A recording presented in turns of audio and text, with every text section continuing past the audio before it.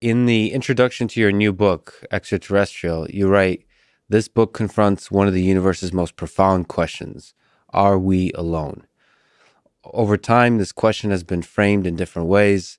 Is life here on Earth the only life in the universe?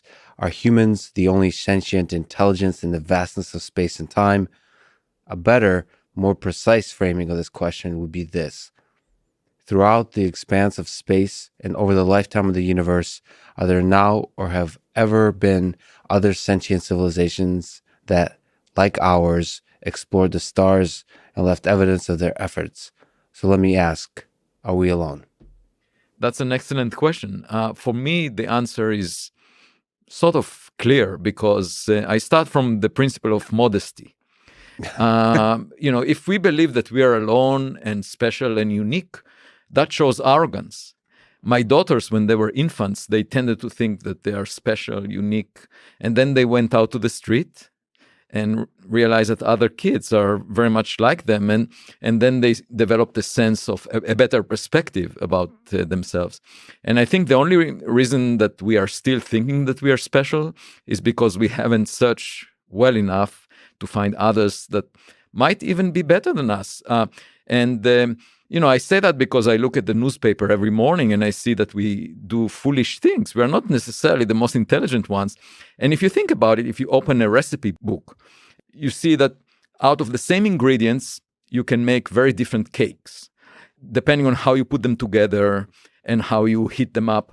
And what is the chance that by taking the soup of chemicals that existed on Earth and cooking it one way to get our life, that you got the best cake possible?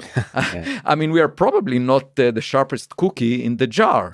And my question is, it's pretty obvious to me that we are probably not alone, because half of all the sun-like stars we know now as astronomers, half of the sun-like stars from the Kepler satellite data have a planet the size of the Earth, roughly at the same distance that the Earth is from the sun. And that means that they can have liquid water on their surface and the chemistry of life as we know it. So if you roll the dice billions of times just within the Milky Way galaxy, and then you have tens of billions of galaxies like it within the observable volume of the universe, it would be extremely arrogant to think that we are special. I would think that we are sort of middle of the road, typical forms of life. And that's why nobody pays attention to us. If you go down the street on a sidewalk and you see an ant, you don't pay attention or a special respect to that ant. You just continue to walk. And so I think that we are sort of average, not very interesting, not exciting. So nobody cares about us.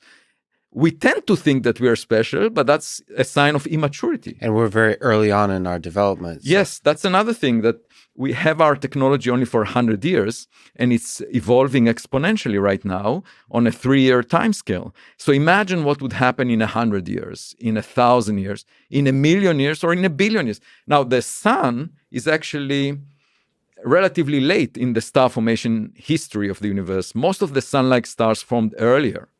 And some of them already died, became white dwarfs. And so if you imagine that a civilization like ours existed around a typical sun-like star, by now, if they survived, they could be 1 billion years old.